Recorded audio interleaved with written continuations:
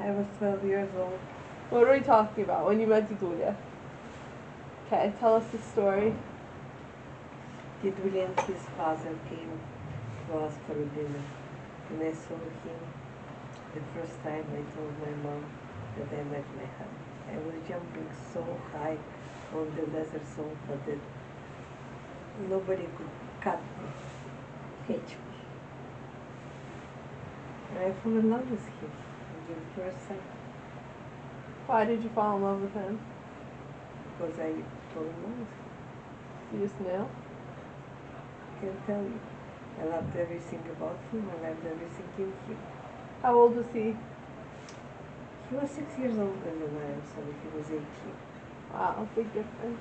Yeah, at that time it was a big difference. Uh-huh.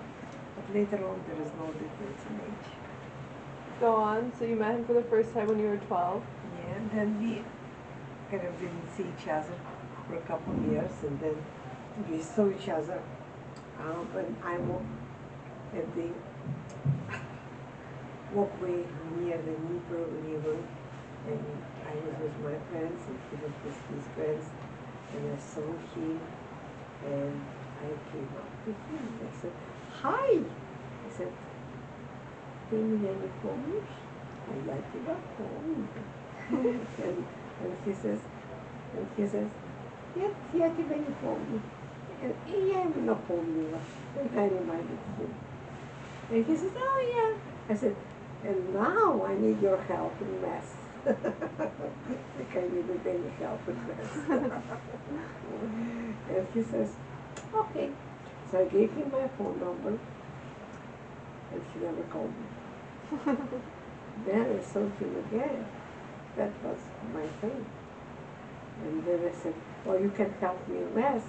Why don't you help me in writing?" And he says, "Okay, maybe." So he finally called me. Speak up a little bit.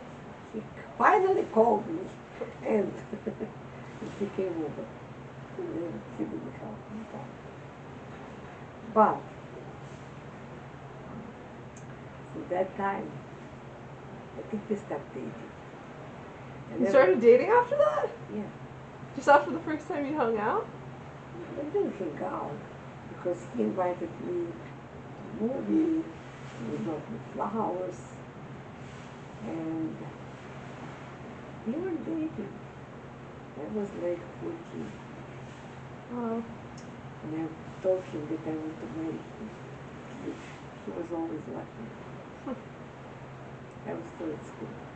And he introduced me to his mom. His mom was very, very sick.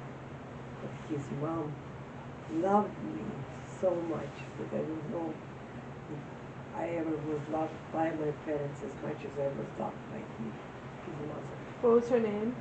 Anna Haritonovna Bolechevsky.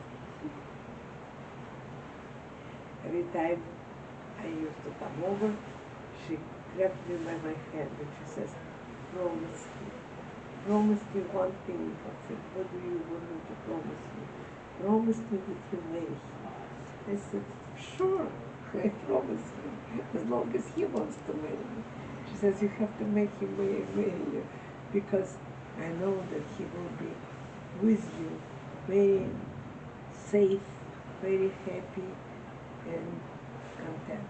He will be very, very happy with you." And she showed me a lot of diamonds. She showed me, Sophia, Lola calls me. Oh. Okay, stop. She was very sweet. It was kind of, she was on the deathbed. How old was she? When I met her, she was like 45. And she still lived 2 years before she passed away. And I used to come to see her every day because she wanted me to feed her. She wanted me to be with her. She was telling me the stories. I was telling her the stories. I used to miss my school, and I ran away from the school just to make sure that she is okay and be with her.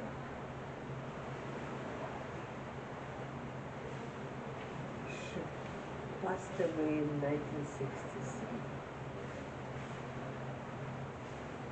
Tell you exactly the day.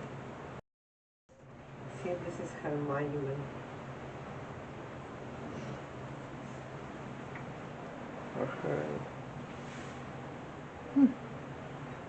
She passed away in 1963. I was absolutely correct. She was born in 1915. She passed away in 1963, so she was barely 40 years old. And so she's the reason Dedulya married you? I loved him.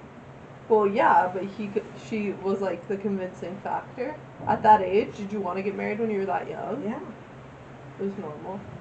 Yeah, I wanted to get married because I wanted him to be my husband. So, what else? You just got married? How did he propose?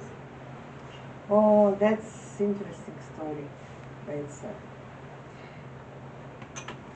Dedulya went to school and first he went to school. He didn't graduate the high school. He got off like a seventh grade, and he went to the special college that used to give a profession. We called it technical. And Dedulya graduated technical, this junior college. The junior college, and he already got the profession, and he worked already. But obviously, his parents wanted him to go to get the higher education. Mm-hmm. And Dedulya entered заочный институт, Московский строительный институт. You know what заочный means? It's like a headquarters in Moscow. They have a branch in Kiev. Mm-hmm. And you study in Kiev, but you go to Moscow to pass your finals. Mm-hmm. And he was working and he was studying, and then he managed to be transferred from Moscow. How do you say the заочный язык? Like the satellite, like the Satellite, right? From Moscow Satellite University to daytime, like regular college in Tula. It was Тульский инженерно-строительный институт. Tula engineering school. Tula University for Civil Engineers. And then he was transferred to Kiev. And he was studying in the Kiev University for Civil Engineers. My father wanted me to become an engineer because my father told me that regardless how your life will be developed, you need to have your own profession, you need to make your own money, and you need to be on your own feet in order to be able to raise the children if necessary and just make your life. Right. So he forced me to go to engineering school.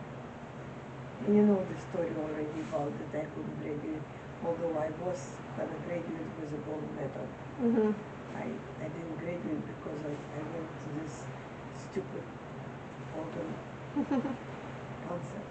Yeah. So I entered the evening university for civil engineers, and I was working at daytime, and I was studying at nighttime. Right. I was going to night classes. Was that normal to like go to school in the night? That's not a thing A now. lot of people were doing it because they couldn't enter the daytime, or they had families, or something else. Yeah. It wasn't normal, but a lot of people were doing it. Yeah. So I was the one who was doing it as well. Mm-hmm. Because first of all, I wanted to have family. Right. So studying at night time really didn't bother me. Did you already have Papa? You hadn't had Papa yet though. You didn't have a family yet. You are how I many? had Papa after first course, first year. And then I told Dedulya that he has to propose to me. And he says, sure. But he didn't want to. So he used to come to see me to my house, to my apartment. And I said, okay, tonight is the night. And I told my parents that he's gonna propose to me tonight. And my mom cooked the dinner.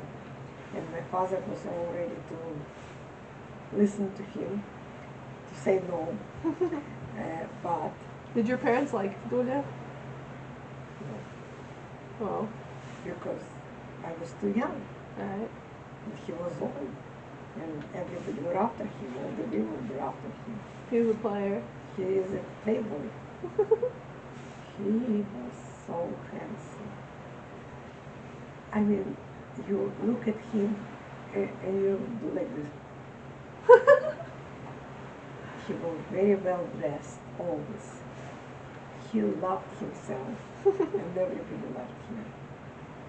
He was so handsome. So my parents didn't want me to marry him, ever.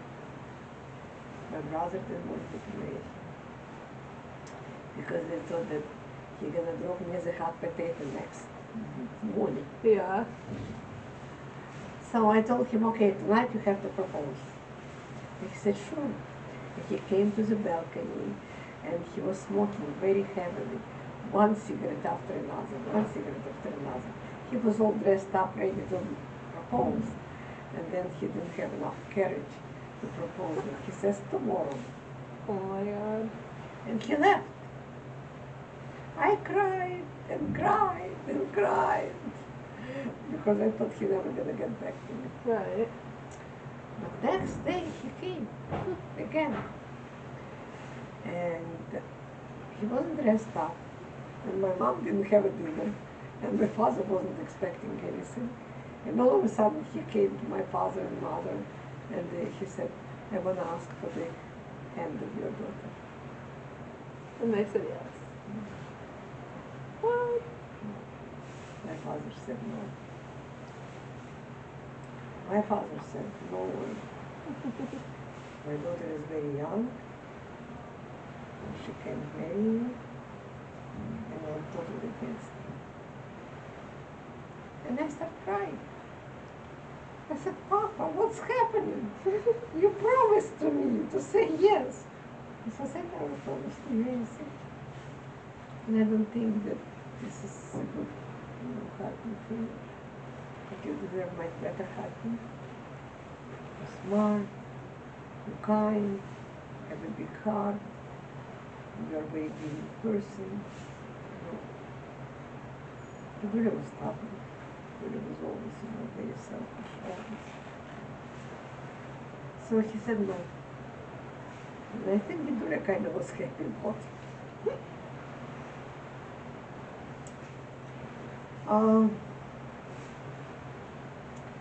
Then it was in April 1965. And shortly after Papa Dedulya proposed to me, I told him, I really don't care if my husband, if my parents don't allow, let's go and apply for the marriage license. So мы должны были пойти в ЗАГС, подать заявление. So we went in April and they told us to wait until August to get married. It was May, June, July, like 3 months. Mm-hmm. So the date was set, 7th of August, 1965. And I think a lot of things happened at that time. And my father had, I don't know what happened. Dedulya, since we already applied for marriage license, Dedulya wanted me to meet with his family. His family lived in Mali.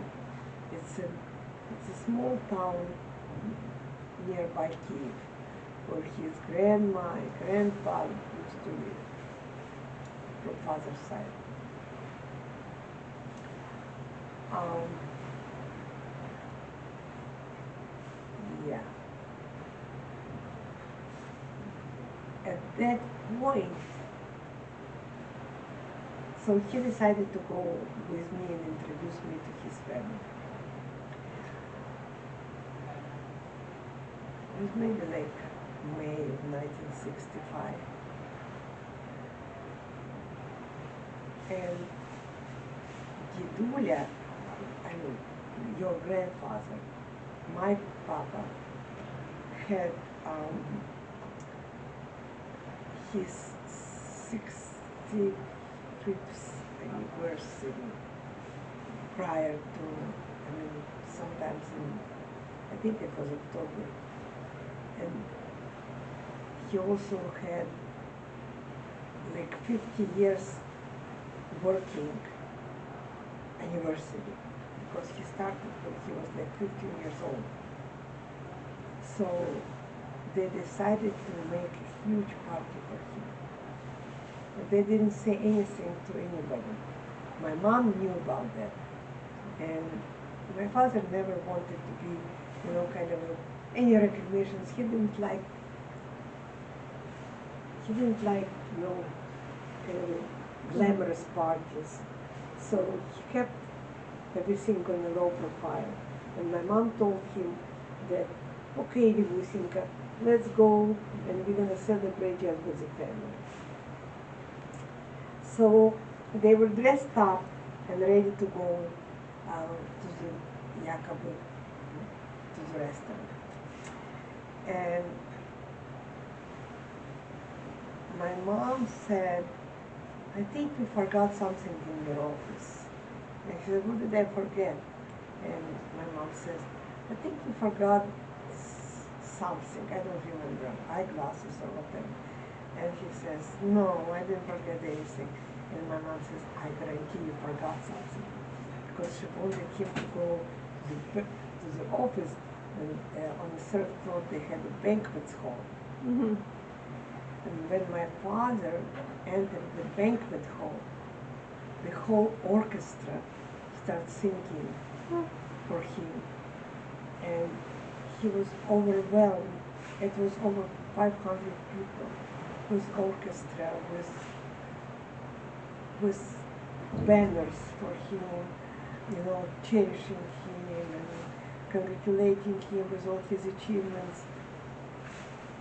But my father was just overwhelmed, and because of the happiness and overwhelming, he had his heart attack.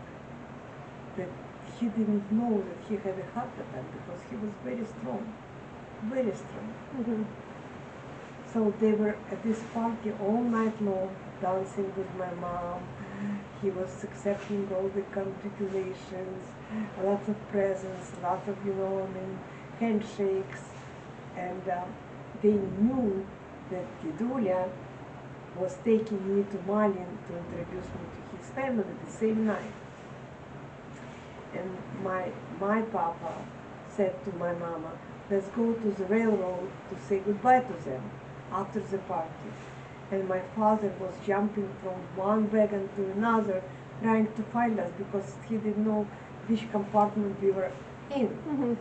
And meanwhile, we were just, in one of the compartments. By the time he saw us, the train already started going. So we waved to each other, and he collapsed right on the railroad station. And they called the ambulance. He had very bad heart attack. They barely saved him. The closest place to take him on the ambulance was the home instead of hospital, because they said that they cannot take him to the hospital because he wouldn't survive. Mm-hmm. And they took him back home. They brought him and put him in a living room. There's a lot of doctors, a lot of IVs, etc.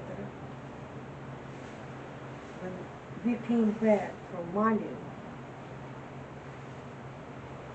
when I came to the door, we lived on Saxaganskого 123, квартира 7, I smelled the medication. And I said, what's wrong? Why do I smell so much medication? And Dedulya says, it's probably somewhere. But when I ring the bell, my mom said, shh. I said, what happened? He says, Papa had a heart attack. When I came, he was unconscious. And they said that he gonna live only 10 days. They said there is no way he can recover. So my mom already called my aunt, who was a doctor from Odessa, and another aunt came, and she came. Basically, we were all sitting with him at the bedside. He wasn't conscious at all. And then, I guess God brought him back to us, and he opened his eyes. It was after 3 days already, and at that time, the doctor said that he could be transferred to the hospital. So they transferred him to the hospital. My aunt came, and she says that he is very strong, and with God's help, he will live maybe for another 5-10 years. Oh. Nobody at the hospital told us that he's gonna survive. But then, young girl came to him, and she said, nobody believes me, but I can teach you yoga. And yoga breathing should help him. And believe it or not, with yoga breathing, not medication, but with yoga breathing, he survived. Oh. He survived, and weeks after weeks, he came and told Papa that we can reschedule the wedding. And he says, I don't know what's going to happen. We really wanted to get married, and so it be. So the wedding was on the 7th of August. I was crying my eyes out because my father was in such condition. And for me, it was happy and sad day. Happy that I was marrying the love of my life. On the one hand, on another hand, my father was in the hospital and I didn't know what was going to happen.